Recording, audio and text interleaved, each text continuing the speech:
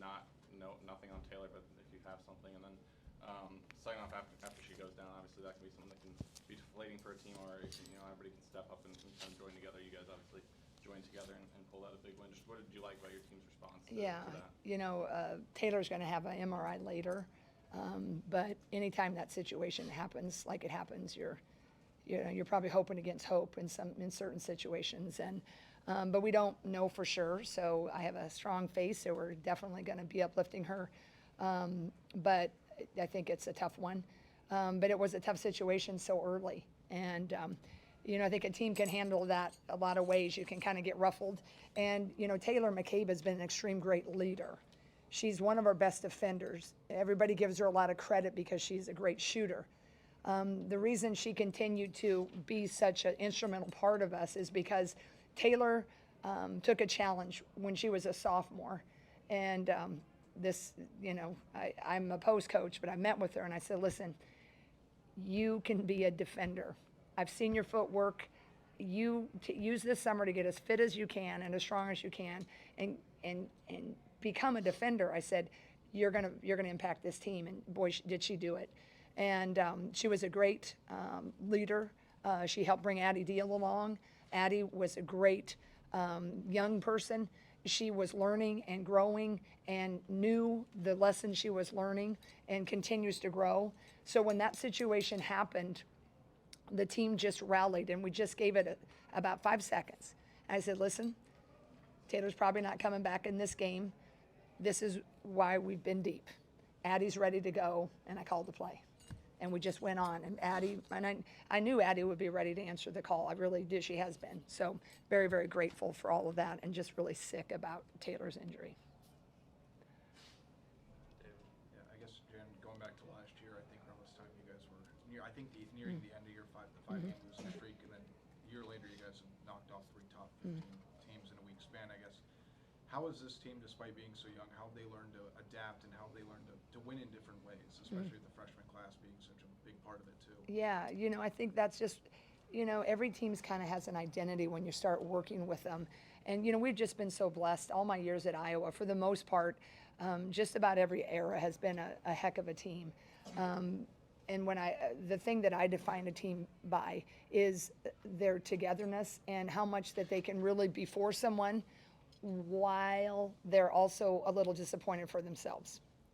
And that's really hard to do because everybody wants to play 40. Everybody wants to be like chit-chat hitting the threes, right? But when you can get a group that both things can be true, you can be disappointed that you don't have a bigger role, but you're as loud as everybody else cheering for the kid that does. I think that's the hardest thing in coaching and really taking a team and helping them form. And we really start with great, great young women.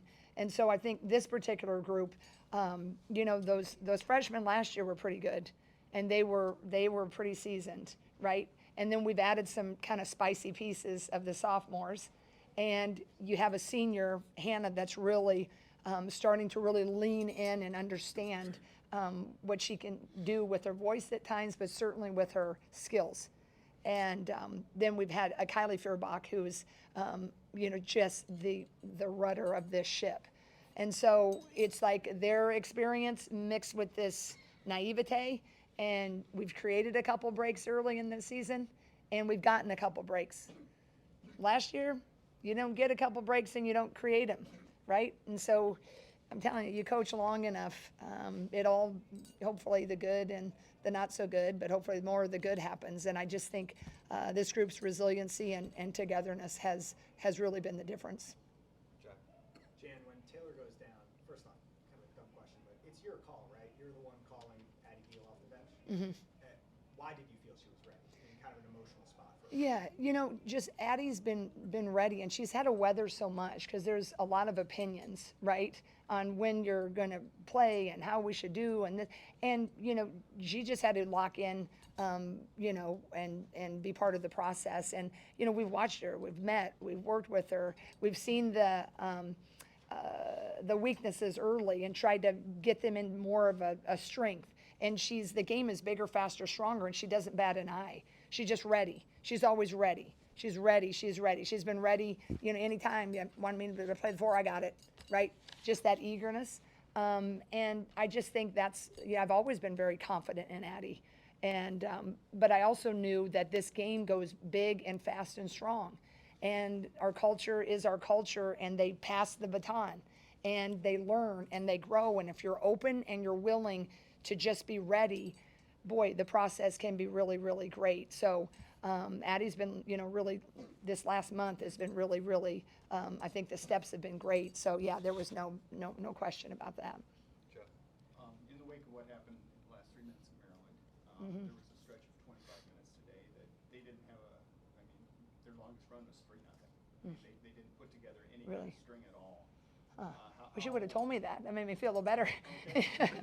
How do you explain, Yeah. your stopping ability? Yeah, I just think that, I like our game plan. I like our attention to detail.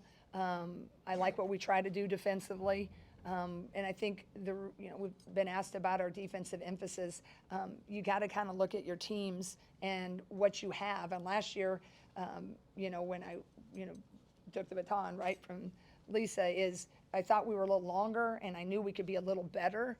And our staff thought so too. And Sean Sullivan, he's been to different places and been with us at the beginning. So it was fun to kind of game plan and look at different things that we hadn't done.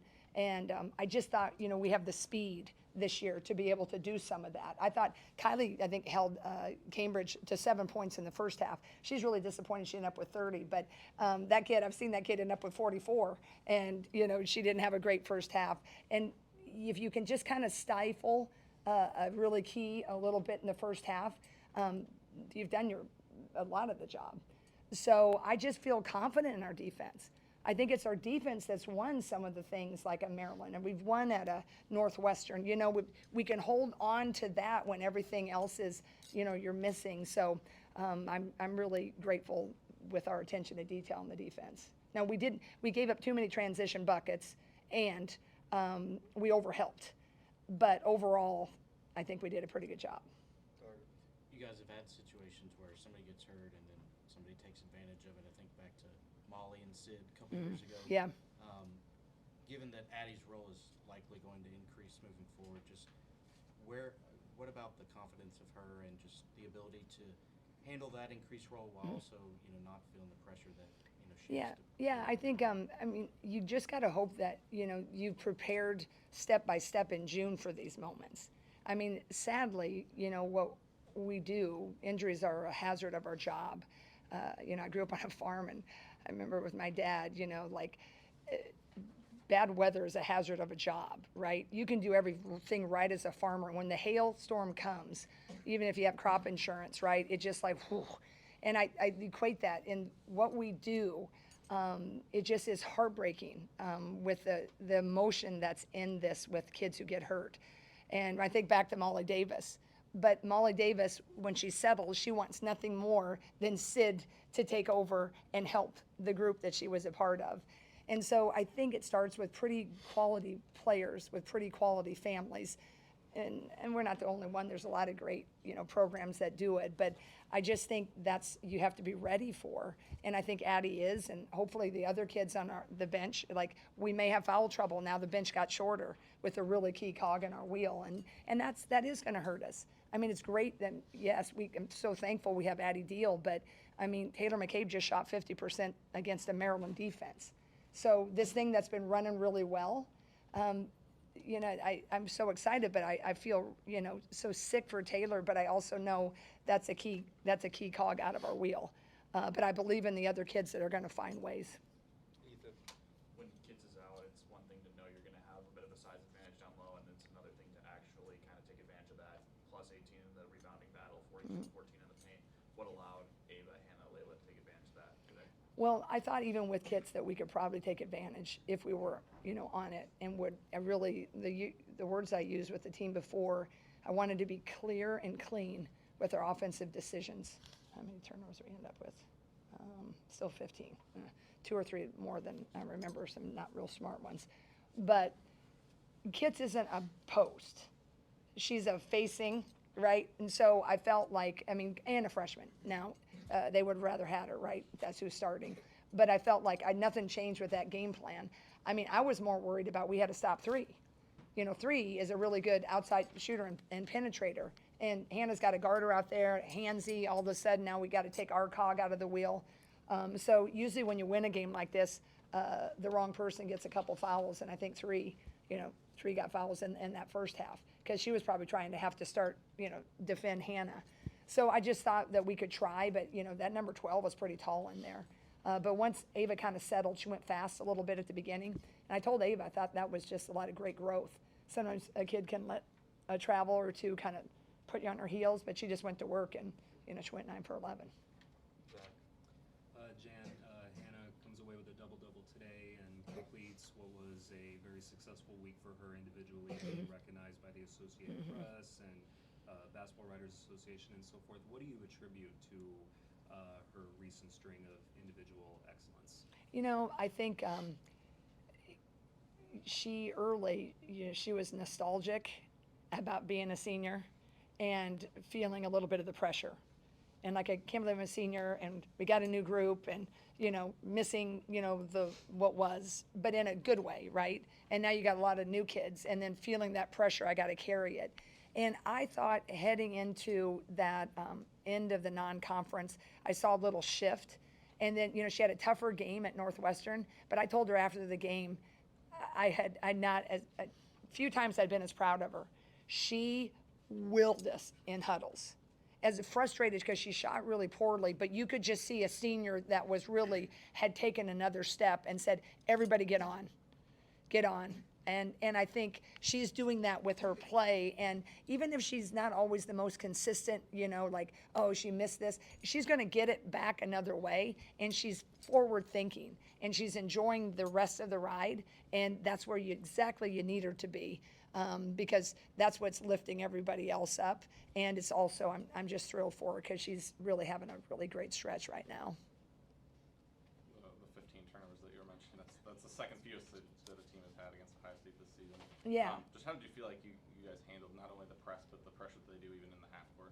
Well, I thought the ones that we did have out of that 15, there was about 3 that we just want to rewind, right? And so those are annoying, but they're also like, kind of like, duh, right? So we can take that down to 12, right? Which is those. And then there's a couple where we forced it when we didn't need to.